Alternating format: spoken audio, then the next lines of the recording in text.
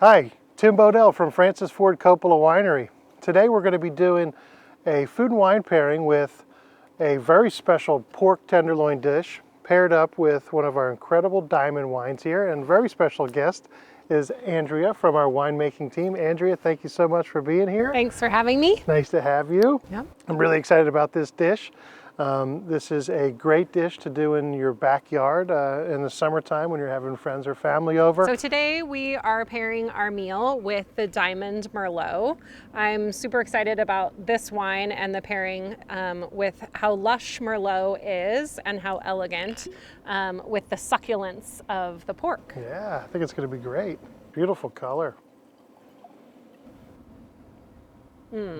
There's some really nice fruit flavors just jumping out of the glass. There's a lot of plum and cherry and some nice toasty oak. And in the mouth, it's almost like blueberry pie. Definitely. Right? Like some nice vanilla warmth Yeah. that would be like maybe in the crust of the pie, and then that nice blueberry fruit. What a delicious wine. This is a really easy drinking wine. I think will go really nicely with anything that you would grill. So I think this is going to be a great pairing. So I look forward to tasting your meal and having this with it. Great. Cheers. That's great wine. Cheers, Andrea.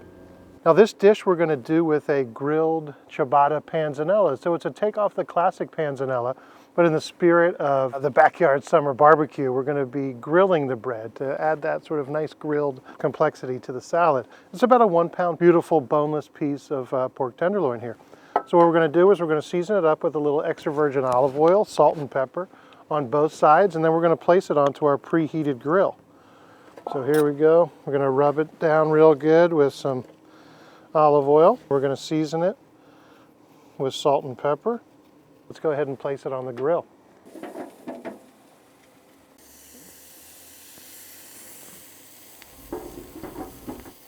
Okay, now that the pork's been on the grill here for a few minutes, we just want to make sure that it's caramelizing up real nicely, which it looks like it is. We're looking for a nice, deep, dark caramelization on that pork tenderloin, just like that. So we're going to close the lid up and allow that to continue to cook. So what I like in a panzanella is nice, sort of big bites of bread and big bites of tomato.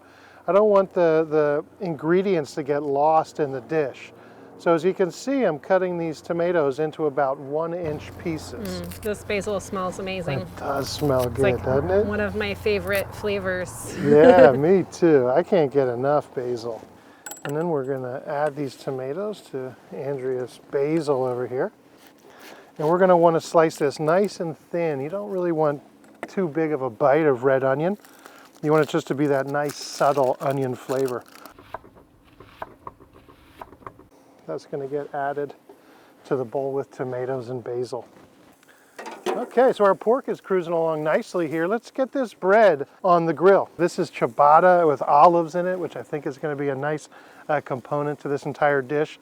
But you can really use any bread you like. I just like to have a lot of surface area, and keep in mind that we dice the tomatoes about that 1-inch size. So it's nice to have that bread chunks about that same thickness. So we're gonna put a little bit of olive oil on this bread, rub that in real good, and then we're gonna place it right onto our grill.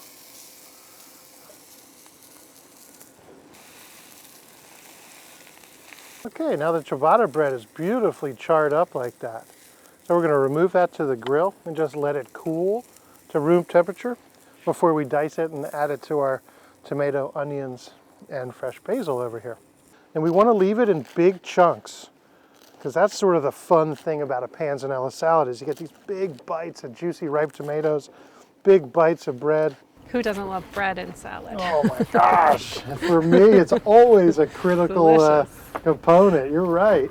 Here we go, we're gonna add this grilled bread to our panzanella mix. Andrea, would you do me the honors and drizzle a little balsamic vinegar in there?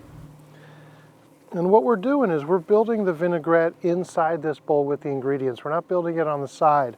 So we're just adding our vinegar and our oil right to these ingredients.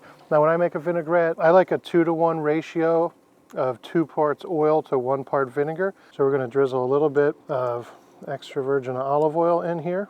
And then we're gonna add a little bit of salt and a little bit of fresh cracked black pepper. And then Andrea, would you do the honors and stir that up for us. Now the great thing about the panzanella salad, there's a lot of textures going on. You have the crunch of the bread and that soft sort of juiciness of those fresh tomatoes, a little bit of crunch of the onion. So texturally, I really love this dish, and I think it's going to go really, really well with the pork tenderloin. That looks terrific. Looks amazing. Huh? All right, looks like our pork is just about ready. We're going for about a medium cook on the pork tenderloin, maybe a medium well, depending on how people out there like it. We're going to bring it over here to our cutting board. So we're going to slice this into a number of slices, and then we're going to place it on the plates and then garnish it with some of that beautiful panzanella salad off to the side, and then we'll be ready to eat. All right. All right, this looks great. Delicious. Awesome, thank you. I'm actually really excited the most about the textures that are in the food and how it will play off of how lush and smooth Merlot is. Definitely. And I think, you know, Merlot has gotten a bad rap for Right. a long time, and people really need to re-embrace it at this point. It really is so lush and so easy to drink and just a beautiful wine.